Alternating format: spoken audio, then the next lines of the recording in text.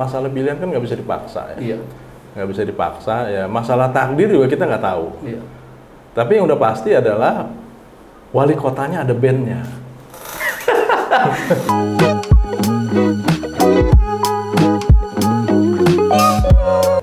Halo Sobat WK, Sobat Tribun Tangerang dimanapun berada. Jumpa lagi dengan saya Eko Priyono, manajer peliputan di Tribun Network. Kali ini kita bersama Bang Rama, Ya. Bang Rohama Ben. Beliau merupakan calon wali kota Tangsel di Pilkada November 2024 mendatang ya Bang. Siap. Berpasangan dengan Dr. Sinta. Dr. Sinta. Nah Bang, boleh yang paling menggelitik dulu nih buat saya ini. Iya. Ngapain sih Bang capek-capek lawan petahana Bang? Gitu Bang kira-kira. Situ yang capek, saya nggak capek. Apa nih Bang motivasinya, maksudnya? Ya. Ya kalau ikut aja kan sebetulnya ya sudah gitu ya. Tapi ini apa? Ya, dasar sebenarnya pemikiran kan begini ya, partai? cerita awalnya itu kan PKS tuh nggak bisa maju tanpa koalisi ya. Iya, betul. Dan alhamdulillah setelah keputusan MK itu PKS sebenarnya suaranya gede di Tangsel. Tuh, 9 kursi ya Bang? kursi ya, 9 kursi itu tinggal 1 kursi lagi Iya. bisa nyalonin. Betul. Jadi karena awalnya nggak bisa nyalonin maka koalisi. Nah, koalisi itu ternyata kan kader PKS nggak ada di situ. Iya. Ya, padahal kan Gerindra cuma 6 kursi ya. Iya. Semuanya dari Gerindra. Nah akhirnya Awalnya PKS ikut mencalonkan Ariza dan Marcel gitu ya kira-kira? ya kira-kira awalnya begitu Ya, karena oke. ada kesepakatan koalisi payung di Banten Iya, ya. siap. Nah setelah itu keputusan MK, ya kan? Keputusan MK itu wah leluasa banget, Iya. hampir semua partai Iya. itu sebenarnya. Iya.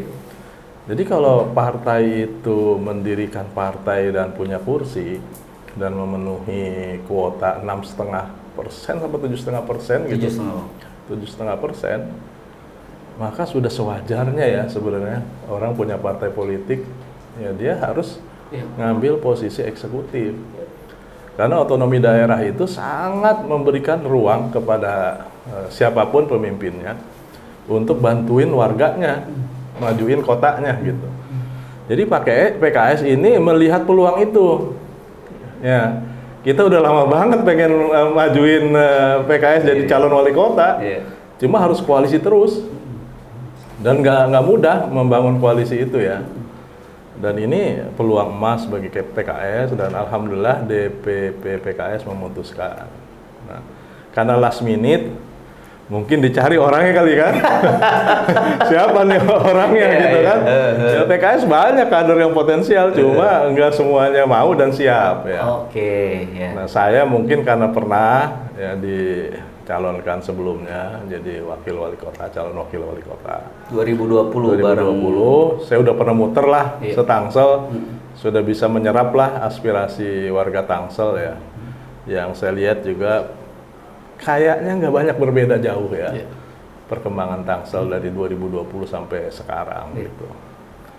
Maka putuslah keputusan itu meminta saya maju, kira-kira gitu. Iya. Nah, saya melihat ya karena nggak ada lagi yang lain gitu kan, nggak ada yang dimajukan, saya dimajukan. Iya. Ini peluang. Oke.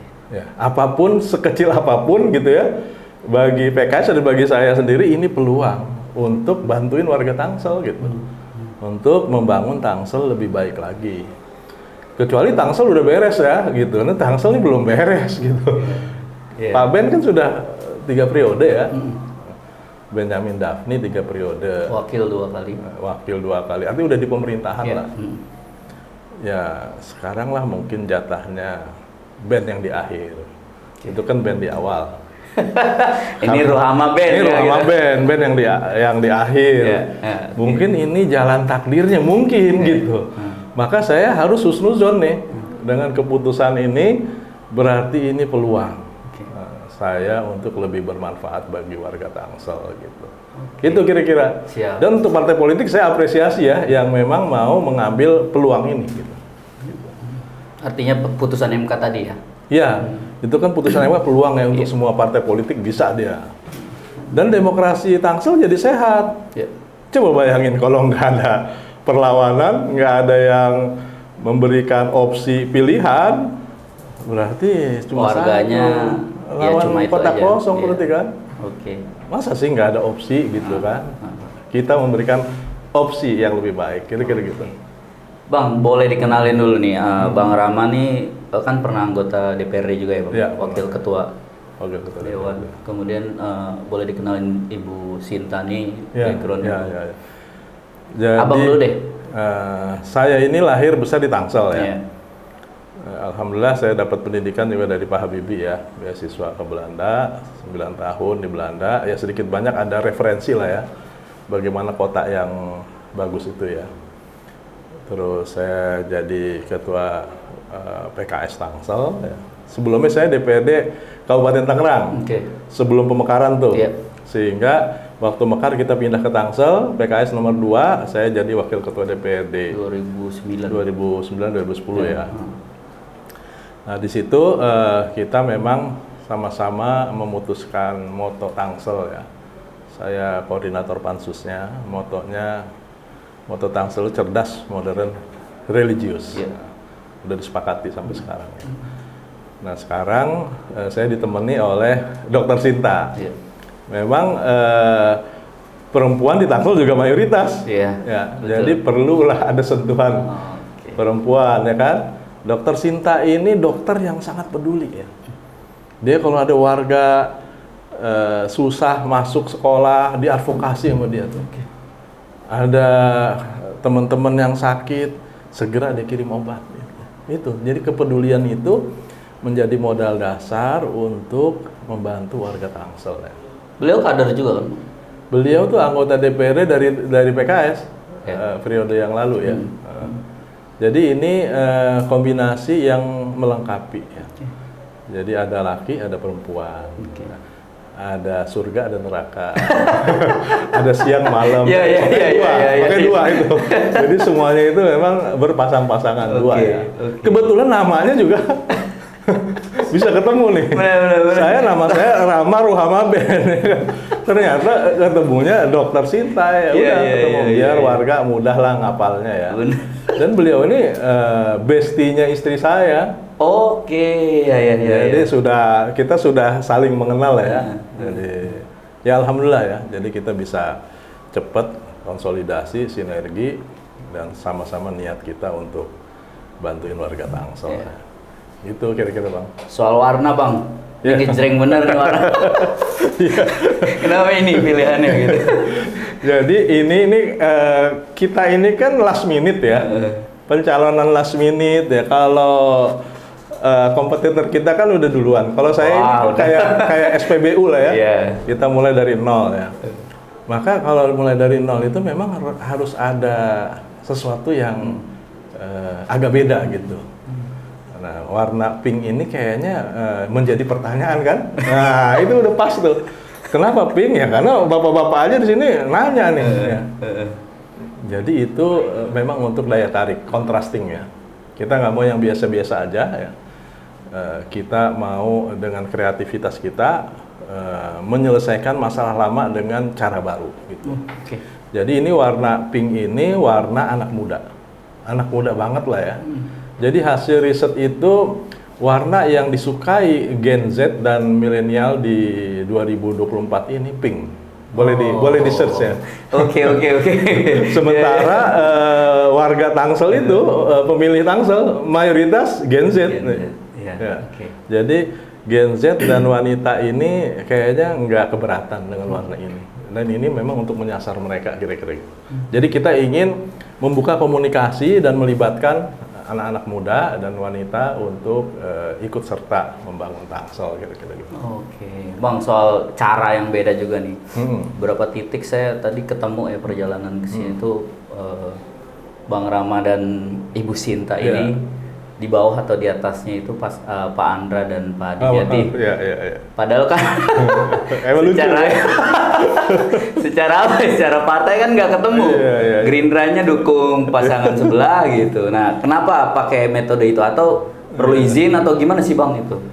Jadi yang pertama nih politik tuh jangan serius-serius banget ya.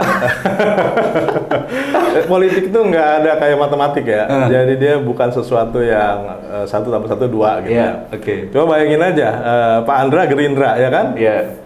Pak Ben Gerindra. Iya, Nah, betul. tapi tandemnya kita. Makanya kok ini makanya apaan sih gitu loh makanya. Nah, jadi salah satunya memang keputusan PKS di Provinsi Banten ya, itu mendukung Andra Soni Dimyati. Oh, ya. Sementara di Tangsel PKS kan Ramasinta. Maka tandem kita untuk provinsi Andra Soni Dimyati. Gitu. Iya. Ya, supaya sekali jalan mengenalinnya ya dipasanglah double begitu. Iya. Karena nomornya juga sama kan. Iya. Jadi masyarakat nggak usah bingung gitu. Pilih nomor 2 yang provinsi maupun yang Oke. kota. Gitu. Menarik nih. Bang, kita ke persoalan, Bang. Tadi Abang bilang pemilih di Tangsel kebanyakan Gen Z ya. Iya. Data BPS tuh malah nyebut hampir 10 juta ya. 9, Oh, nggak nyampe sekian. 10 juta. Penduduknya kan nggak nyampe 10 Indonesia juta. maksudnya. Oh, Indonesia ya. Data BPS menyebut 9 juta Gen Z ini sedang tidak menempuh pendidikan, sedang tidak menimba ilmu Iya. pelatihan apapun. Nah, cara Abang tadi gimana untuk menyelesaikan lapangan pekerjaan, Bang? Kan Tangsel Abang lihat lah ya, Iya. secara geografis, topografinya ya begitu aja, nggak ada yang Iya. kekayaan alam atau gimana yang mau dieksplor. Nah, caranya gimana, Bang? Iya. Jadi yang pertama ini APBD Tangsel itu kan sudah sekitar 4,5 triliun ya. Cuma yang perlu digarisbawahi itu bukan APBD aja, Ya. tapi PDRB ya. PDRB Tangsel itu uang yang beredar di Tangsel itu ternyata berlipat dari APBD, itu hampir 90-100 triliun kemungkinannya berfluktuasi ya. Iya. Itu artinya ekonomi yang berputar di Tangsel itu luar biasa. Ya, uang yang berputar itu luar biasa. Jadi APBD itu sebenarnya harus menjadi stimulus ya. Stimulus untuk semua dilibatkan nih. Masyarakat ya, sektor usaha, sektor real ya harus diajak bersama-sama. Cuma untuk melibatkan mereka ini kitanya harus siap. Pemerintahnya harus kompeten, trustful ya, bisa dipercaya ya. Aturan main ditegakkan dan terus nggak tebang pilih ya, dan seterusnya harus adil. Nah, ini harus ditumbuhkan tuh. Nah, terkait anak muda ya, saya ini termasuk yang dapat rezeki ya, sekolah ini dimudahkan ya. S1, S2 di Belanda ya, Bang? Saya sebelumnya di STAN sebenarnya. Oh, STAN STAN ya, dulu. terus di psikologi UI ya. Oke. Cuma nggak saya terusin karena saya dapat beasiswa Pak Habibie untuk sekolah di teknik penerbangan di Belanda. Ya. Jadi S1, S2 saya di Belanda. Itu kan semua sangat menguntungkan ya, diuntungkan kita ya sebagai warga negara ya, ada beasiswa kayak begitu gitu. Maka salah satu yang saya pikirkan juga, Tangsel ini kita pengen banget ya anak-anak muda Tangsel ini kita bantuin tuh. Iya. Ya yang pinter-pinter harus sekolah terus ya. Jangan sampai dia udah lulus SMA mau masuk perguruan tinggi orang tuanya nggak mampu. UKT-nya aja sekarang untuk negeri aja udah 20-40 juta ya kan. Gimana dia mau sekolah kalau orang tuanya nggak mampu gitu kan. Yang ada nanti malah pengangguran yang nggak produktif gitu. Nah, kita pingin kasih solusi juga tuh untuk anak-anak muda gini ya. Juga kita ingin di pendidikan itu yang mengarah kepada langsung produktif. Ya, maka kita sebut juga kita ingin melahirkan 1000 ahli coding ya. Karena besok ini digitalisasi itu menjadi sesuatu yang sangat dibutuhkan. Ya. Go digital, pelayanan kita juga nanti go digital, tapi go digital yang sebenar-benarnya gitu. Jangan sampai go digital online ya, semuanya layanan online tapi tetap macet, bandwidth-nya tetap harus fotokopi dan seterusnya. Kita nggak mau gitu ya. Maka kita butuh tenaga-tenaga yang ahli di bidangnya. Juga kita sekarang cyber security kita udah mulai terancam gitu. Maka kita butuh anak-anak muda ini yang concern di situ ya, go digital ini disiapkan. Kita tempelkan nanti anak-anak muda itu ke RT dan RW untuk melakukan pendataan secara digital. Karena yang mengerti warga kita tuh Pak RT dan Pak RW. Ya.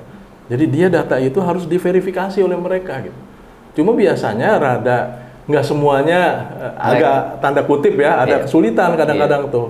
Maka anak-anak muda ini kita siapkan untuk bantu-bantu kayak gitu ya. Jadi imbal baliknya kategori beasiswa dia juga bantuin gitu. Oh. Jadi anak-anak muda ini kita coba optimalkan ya sekolahnya sampai benar-benar dapat sekolah yang bisa langsung diaplikasikan. Kalau perlu ke luar negeri, kenapa enggak gitu kan? Ya, kita carikan nanti beasiswanya. Gitu. Terus yang berikutnya, kalau yang terpaksa tanda kutip tidak mau melanjutkan sekolah, dia mau usaha, ya harus kita bantu. Ya. Jadi dulu memang sudah ada ya, BLK ini sebenarnya sudah ada ya, Balai Latihan Kerja ya. Jadi ini yang harus dibuat secara profesional. Kayak di Belanda itu, teman saya lulusan teknik penerbangan, ya. Lulus. Cari kerja nggak dapat. Di sana pun begitu, sulit ya. Karena ternyata antara kebutuhan lapangan dengan produk yang ada itu tidak nyambung. Tidak nyambung, maka tugas kalau di sana swasta tuh ada namanya agensi ya yang menyiapkan Anda apa latar belakangnya. Oh ini saya lihat kebutuhannya adalah ini nggak ketemu nih, maka matchingnya itu dilakukan oleh agensi. Anda mau nggak saya latih ya. Dilatihlah dia, misalnya harus Microsoft Certificate ya, di training kasih sertifikat baru disambungin tuh. Karena kita nggak mau juga ya memanggil pengusaha-pengusaha kita tampung nih anak muda Tangsel, itu harus sebenarnya ya, daripada nyari dari luar susah ya. Tangsel banyak, coba libatkan mereka gitu. Cuma saya nggak mau juga ngelihat abis itu kerja dia nggak perform, etos kerjanya kurang, kapasitasnya nggak memadai sehingga jadi beban dari perusahaan itu. Kita pastikan dia membantu. Anda butuhnya orang kayak apa? Nah udah kita disiapkan dulu. Bahkan bukan hanya untuk lokal, untuk internasional banyak yang butuh. Bukan tenaga TKW itu bukan ya, yang untuk hanya asisten rumah tangga, enggak gitu. Ini profesional ya. Ini kita yang di-upgrade lagi supaya profesional. Di luar sana banyak membutuhkan asal dia punya kemampuan bahasa Inggrisnya diperhatikan. Di Jepang banyak, Korea banyak gitu ya yang membutuhkan. Apalagi Timur Tengah. Tenaga perawatnya itu banyak kan dari Filipina. Nah, kenapa enggak dari kita dilatih gitu ya? Konkretnya Bang gimana? Maksudnya itu kan harus masuk atau apa kerjasama gitu, kurikulum kah sampai segitunya, itu gimana nanti ketika Bang sudah terpilih gitu katakanlah untuk merealisasikan rencana Abang ini? Ya rencana ini kan pertama jadi wali kota dulu ya. Ya. Kalau dari wali kota gampang urusannya tuh. Iya benar.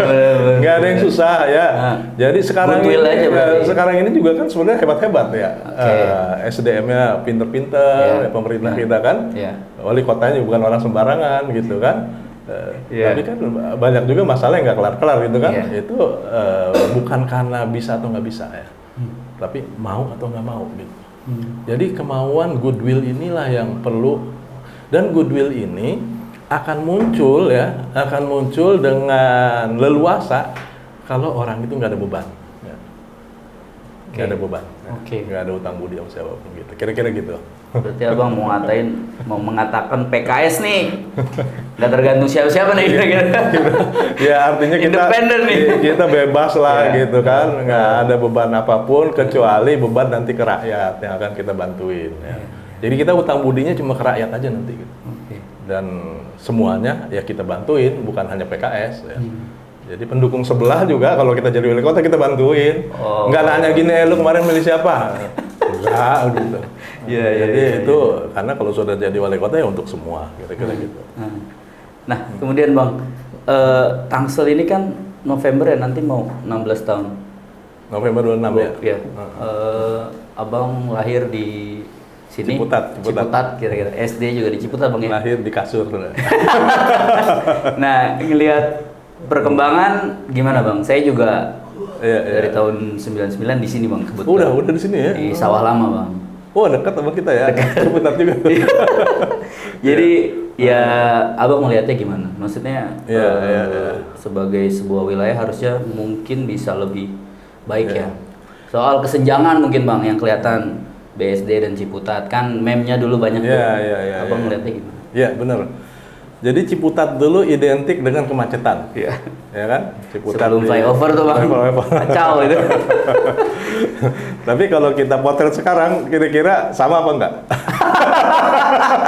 Nggak beda jauh sih bang. Udah lepas itu macet juga bang. Iya, jadi artinya belum banyak beranjak ya. Iya. Itu sebenarnya Serpong, Iya. Bintaro ya. Dan itu ya kita harus fair ya. Iya. Ini jasa pengembang Iya. sangat besar membangun Tangsel ya. Untuk wilayah saya sendiri Ciputat ya, saya kan merasakan zaman dulu itu tahun 70-an saya masih mandiin kebo tuh. Di Iya. belakang rumah tuh ada kali ya. Kita naik ke kebo kita gosokin gitu kan. Wali seneng anak-anak tuh kan. Sawah tuh masih pada banyak. Sawah Bang. banyak di situ, ada setu, Iya. setu Kuru dekat UIN kan. Sekarang banjir di tempat saya.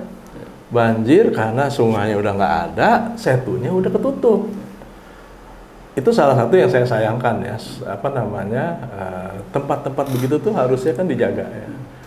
Karena itu sumber kehidupan ya, air itu sumber kehidupan ya. Jadi air mengalir sampai ke setu, setu itu juga bisa tempat hangout ya, tempat ruang terbuka yang harusnya dipelihara. Itu kita nggak bisa sesali ya, udah terjadi ya, udah terjadi. Nah cuma saya ngelihat kalau dari sisi fisik kita masih jauh tertinggal ya, Ciputat, termasuk Pamulang dengan Serpong ya, Bintaro. Bintaro juga sebelah sononya BSD juga nah, Bintaro sonoan dikit tuh. Itu juga kita keliling-keliling. Iya. Itu yang namanya jalan nggak masuk mobil, abis itu nggak bisa mundur. Ya, jalan kecil ya kan. Bang, bener. Kadang-kadang gorong-gorongnya kecil juga, dibongkar lagi, tutup lagi, bongkar lagi, tutup lagi. Nah itu tuh kayak nggak punya master plan ya. Jadi saya merenung ya, apakah pemerintah kita nggak punya master plan drainase daerah ya. Sehingga drainase itu sepertinya fungsinya belum maksimal ya.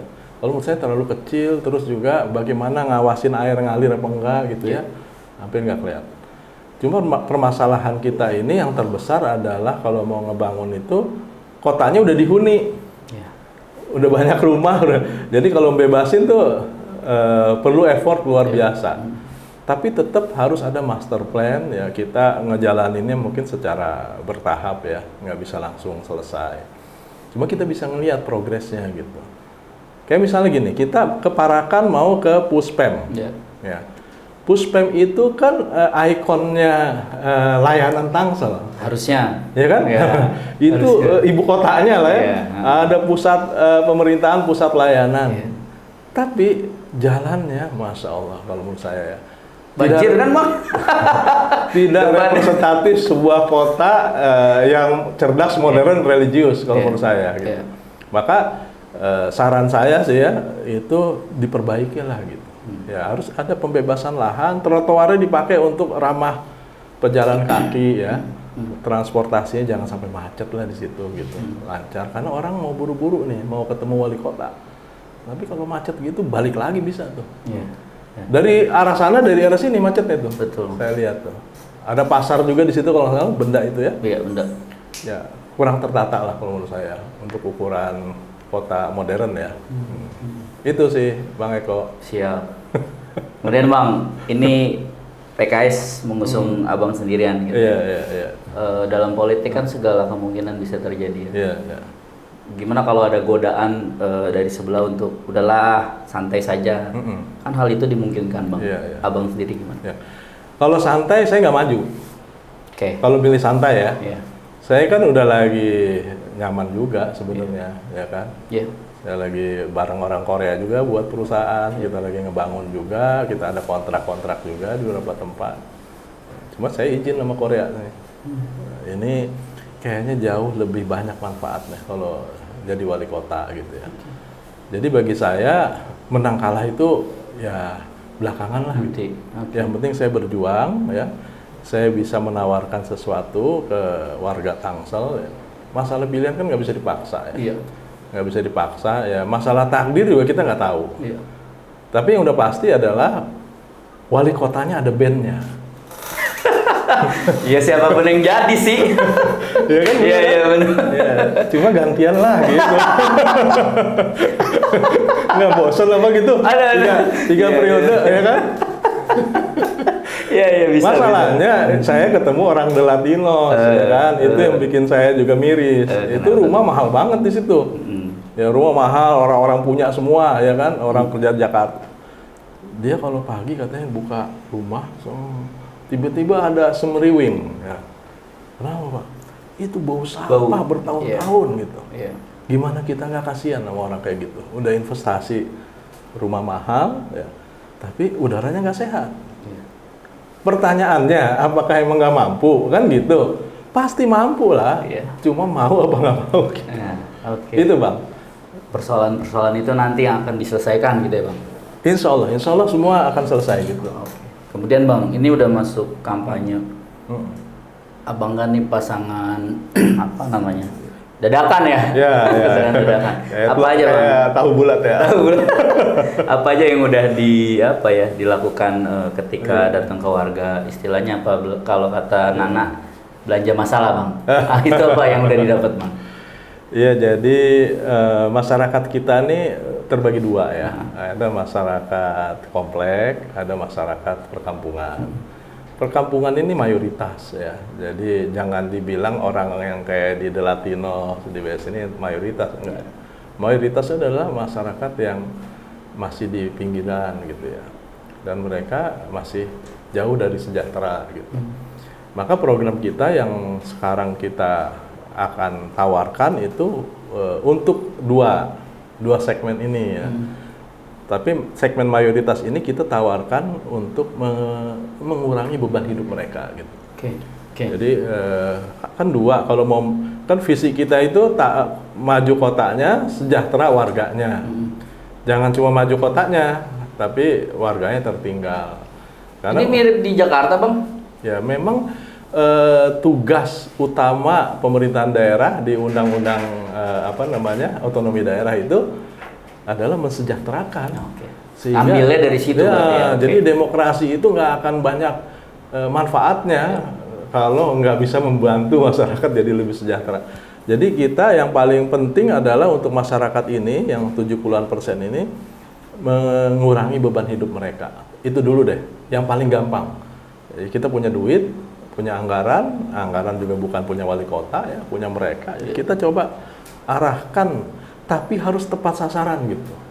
Makanya kita balik lagi akan libatkan RT dan RW untuk memperbaiki data kita yang paham dan harus diupdate misalnya 6 bulan sekali ya. Jangan nunggu sensus BPS. BPS silahkan melakukan, tapi kita sebagai wali kota, sebagai pemimpin daerah ya harus paham betul data ini datangnya bagaimana gitu. Sehingga program bantuan ini akan menyasar tepat sasaran. Kita bantuin untuk makannya. Jadi beras ini akan kita bantu beras gratis ya. Sekolah gratis sudah dari dulu.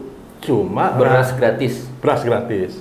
Ya, untuk yang pakai kartu Tangsel Sejahtera nih. Ya. Jadi nanti ada kartu Tangsel Sejahtera, lebih gampang ya. Yang ada catatannya di situ nama-namanya. Lalu saya tanyakan mereka, sekolah ini ternyata belum gratis tis-tis ya. Jadi masih ada uang buku, ada uang seragam. Walaupun nggak besar untuk kita, tapi untuk mereka sangat signifikan. Maka ini kita pastikan harus nggak ada lagi tuh, kita bayarin lah gitu. Lalu yang berikutnya BPJS tenaga kerja untuk non formal workers ya. Ini akan kita bantuin juga ya. Terus BPJS kesehatan. Ini sudah ada sebenarnya, cuma akan kita pastikan mereka itu yang sakit dibantuin, nggak pakai bayar BPJS lah, kira-kira gitu. Oke, Bang, soal tadi pendidikan, ketersediaan sekolah kan juga isu ya, itu isu yang menarik ya. Nah, isu ini kan sebenarnya di-trigger sama kebijakan pusat, yang namanya zonasi itu ya. Zonasi itu harusnya kan disiapin sekolah itu seimbang ya di setiap wilayah.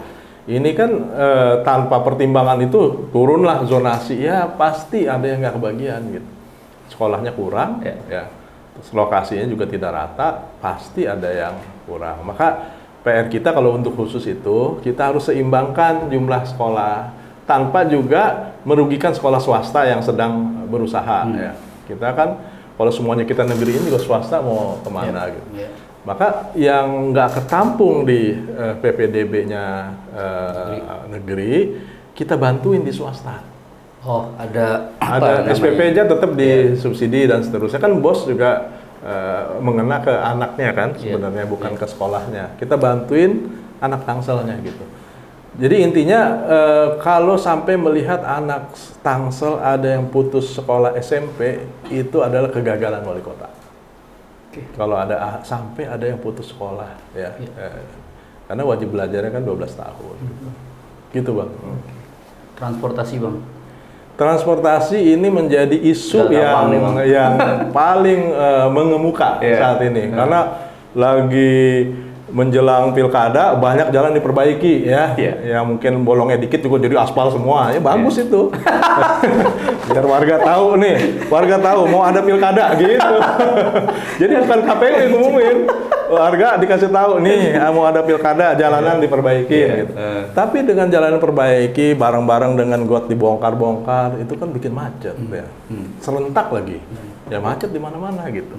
Jalanan sempit. Jumlah kendaraan nggak dibatasi, ya jelas masalah gitu. Maka yang harus diperjuangkan itu satu ya, public transportasi itu harus ada di kota. Model setiap kota tuh punya masalah karena padat penduduk pasti mobilitasnya akan jadi masalah, sampahnya jadi masalah, resapannya berkurang jadi banjir ya. Maka ini harus benar-benar diantisipasi. Jadi kalau public transportnya nggak dikembangkan, ya akan begini. Kalau public transport nggak dikembangkan, jalan harus dilebarin atau ruas jalan harus ditambah. Ini kan lebih mahal, karena menambah ruas jalan atau lebarin itu pembebasan lahannya yang Tangsel tuh mahal banget.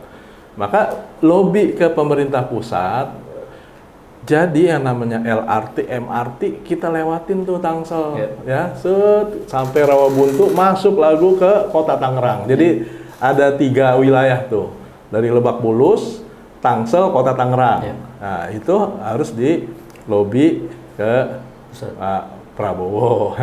Prabowo itu Andra Soni, kira-kira gitu gubernurnya. Iya benar juga nih. Andra Soni gubernurnya, makanya kita nyantol ke situ supaya apa? Supaya bisik-bisik kita ke provinsi gampang, bisik lagi ke pusat gampang. Maka LRT itu bukan sesuatu yang mustahil, sehingga dia akan meringankan. LRT itu nggak butuh lahan, dia naik di atas ya kan. Bisa di median jalan, bisa di bahu jalan. Dia nggak akan ngubah apapun, nggak banyak lah yang berubah gitu. Tapi dia meringankan beban jalan kita. Gitu. Yang berikutnya kita dorong lah, kita pakai mobil bareng-bareng. Kalau saya di Belanda dulu ya, saya kerja di Fokker di Amsterdam. Saya dari Delft. Kita tuh udah kesadaran kolektif di sana itu. Kalau mau ke kantor, kita ada namanya area pool area. Jadi mobil semua yang punya mobil masuk ke situ tuh. Kita sepakati pakai salah satu mobil aja, gantian. Jadi mobil itu isinya 4, 5 ya kan, kita jalan bareng tuh.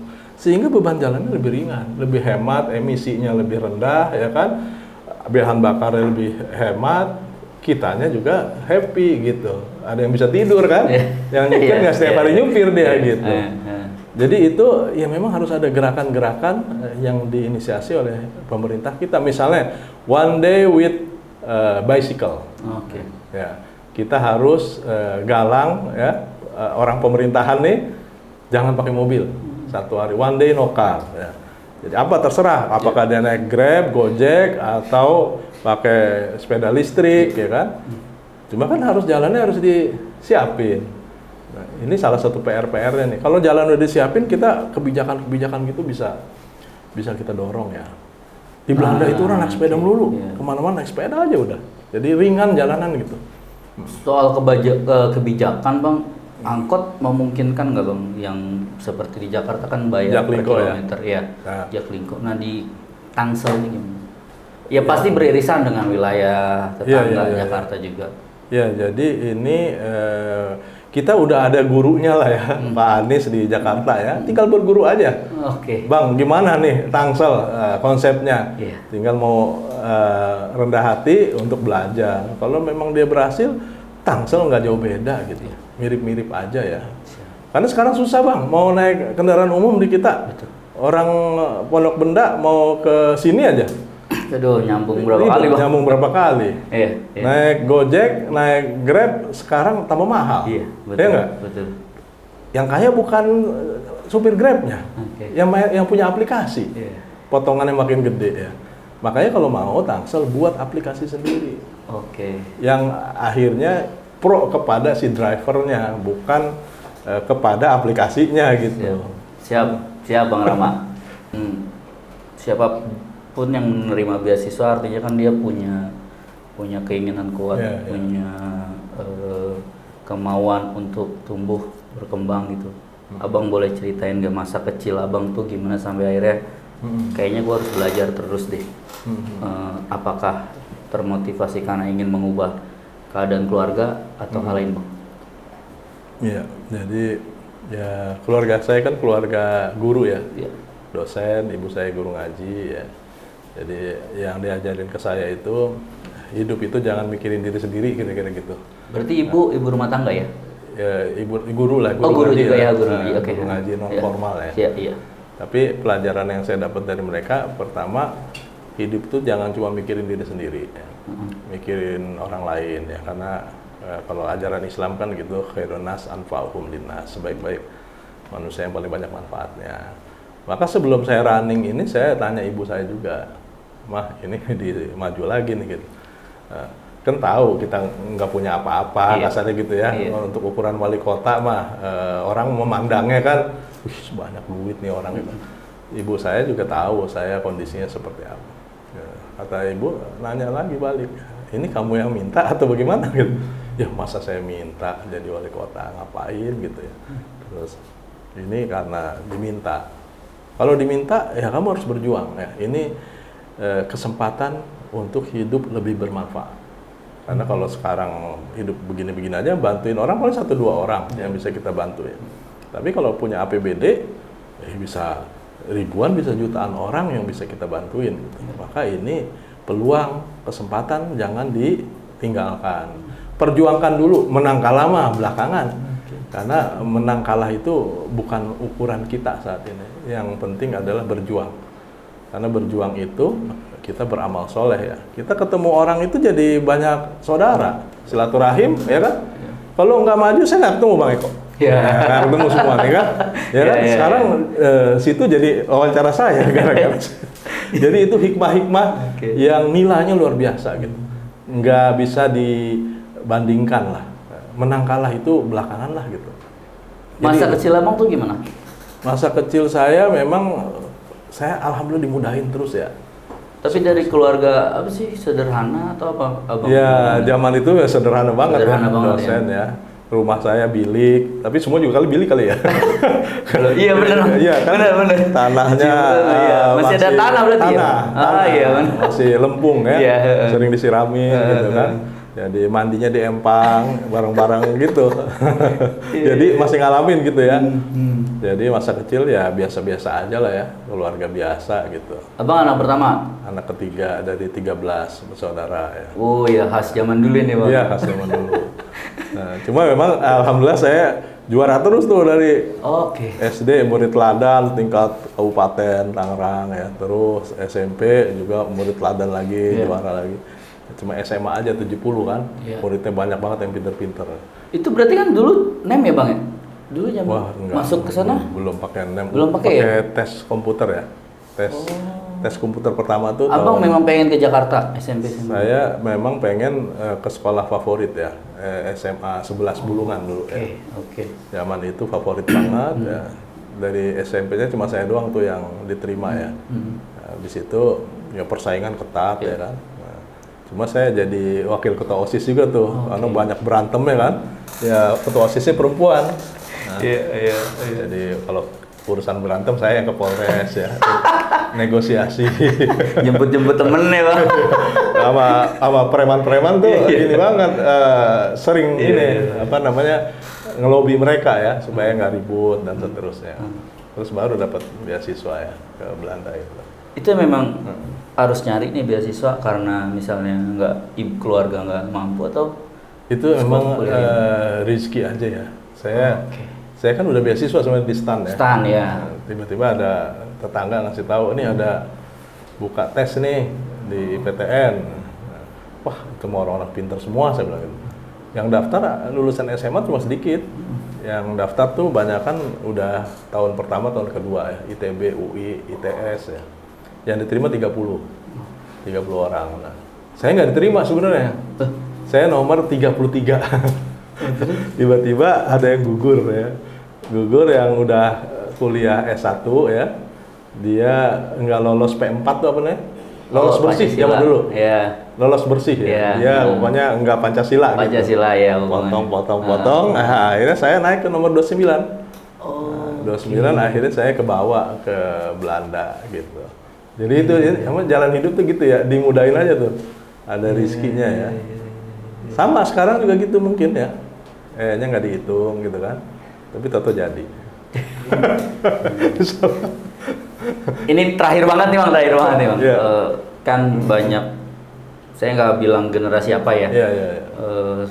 Teman-teman yang produktif, usia produktif sekarang terkadang agak kesulitan mungkin mencari pekerjaan. Mereka ngerasa, aduh gua ngelamar nggak dapet gitu. Terus udahlah begini aja, nanti bagaimana hidup akan mengarahkan saya gitu. Nah, menurut Abang atau pesan Abang untuk teman-teman kita ini gimana? Ya, ini untuk yang Muslim ya. Ya, Muslim itu kan punya keyakinan bahwa rizki itu dari Allah ya. Jadi jangan terlalu khawatir menghadapi kehidupan ya. Yang penting kita terus ikhtiar, kitanya benar, jangan curang, jangan melakukan hal-hal yang dilarang oleh agama ya. Bismillah aja, jalan ikhtiar ya. Terus banyak silaturahim, banyak bergaul maksudnya. Jangan kalau punya masalah diam sendirian gitu, karena kita dengan silaturahim itu akan dibukakan tuh jalan-jalan. Kan ada rezeki akan bertambah, ilmu akan bertambah ya, umur akan bertambah, kasarnya begitu. Jadi itu saran saya ya. Jadi hidup ini pasti ada masalah ya. Nggak mungkin nggak ada masalah lah. Harus diperjuangkan gitu. Tapi jangan patah arang ya. Kita bismillah jalan terus, berkomunikasi, ikhtiar. Ya, tingkatkan kemampuan. Sekarang ini yang namanya ilmu itu bertebaran ya. Di YouTube. Cuma kan lihat YouTube itu kan datanya mahal ya. Ya artinya setiap kesempatan dipakai untuk belajar lah gitu. Supaya kita bisa meningkat gitu. Banyak sekarang kerjaan juga yang nggak perlu formal ya. Kerjaan tuh bisa dikreasikan gitu. Sama berdoa. Doa, karena rezeki itu kan bukan dari manusia ya. Allah yang berikan, caranya nggak tahu kita. Tiba-tiba dibuka ada jalan. Jadi gitu. Tapi kalau saya jadi wali kota itu menjadi concern ya. Karena wali kota harus bantuin warganya yang model-model begini. Kita fasilitasi ya, kita kolaborasi dengan masyarakat dan pengusaha untuk bantuin. Kalau ada UMKM ya kita bantuin marketingnya, ya, brandingnya, packingnya, ya, laporan keuangan dan seterusnya lah gitu. Seperti yang sudah ada saat ini, cuma saya melihat perlu ditingkatkan untuk marketingnya. Ya. Ikutin expo tuh di Malaysia, di Singapura yang dekat-dekat dulu ya, sampai produk kita bisa membanjiri ASEAN paling nggak gitu. Siap, gitu, Bang Rama. Ya. Terima kasih banyak atas waktunya, Bang. Terima kasih. Ya, mudah-mudahan lancar sampai pencoblosan. Amin. Dan Allah kasih yang terbaik, ya, yang terbaik insya Allah. Abang dan Ibu Sinta. Apapun yang terjadi yang terbaik insya Allah gitu ya. Amin. Ya, Sobat WK, Sobat Tribun Tangerang, demikian obrolan saya dengan Pak Ruham Aben, calon wali kota Tangerang Selatan. Sampai jumpa pada narasumber lainnya.